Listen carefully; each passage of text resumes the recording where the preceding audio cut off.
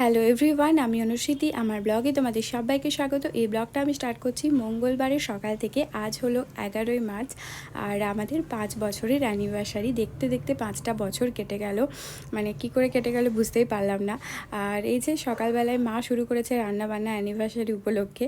এখানে বাপি মাটন এনেছে, চিংড়ি মাছ এনেছে। তো চিংড়ি মাছটা অলরেডি হয়ে গেছে মায়ের রান্না করা, আর এই মাটনটা এখন রান্না করছে। এদিকে চাটনিও করছিল, অনেক কিছুই রান্না করেছিল মা দুপুরবেলায়। এই যে চিংড়ি মাছটা রান্না অলরেডি হয়ে গেছে, আর লাউ দিয়ে বড়ি দিয়ে আলু দিয়ে একটা তরকারি করেছিল, খুব সুন্দর খেতে হয়েছিল তরকারিটা।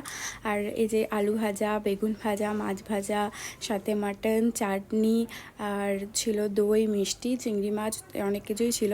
তো দুপুরবেলায় কষ্ট করে মা অনেক কিছুই রান্নাবান্না করেছে। আর এই যে বাপিও খেতে বসে গেছে, আমরা দুজনও খেতে বসে গেছি এদিকে। তারপরে আমাদেরকে খেতে দিয়ে মাও তারপরে লাস্টে খেতে বসে গেছে। যেহেতু অ্যানিভার্সারি, সেই জন্য সাজিয়ে গুছিয়ে একদম দিয়েছে। আর সন্ধ্যাবেলায় আমরা ভাবলাম যে আজকে একটু সিনেমা দেখতে যাব, মুভি দেখতে যাব।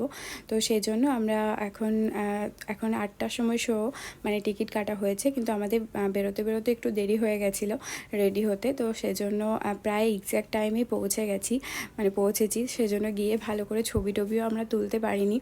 আর রাস্তাতেও একটু জ্যাম ছিল, বা এখন তো বুঝতেই পারছো রাস্তাঘাটে এত জ্যাম থাকে। তো একদম 8টার সময়তেই মানে শুরু হয়ে গেছিলো সিনেমাটা যখন।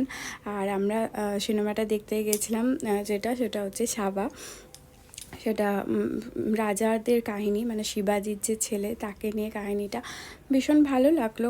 বেশ রাজাদের কাহিনী বেশ দেখতে ভালোই লাগে। আর একটু মারামারি এগুলো তো আছেই, অ্যাকশন মুভি এগুলো, কিন্তু বেশ ভালো লাগলো। তো আমরা এই কী করেছিলাম, 10 মিনিট যখন ইন্টারভেল হয়েছিল তখন তাড়াতাড়ি এসে আমরা একটু ছবি টবি তুলে নিয়েছিলাম।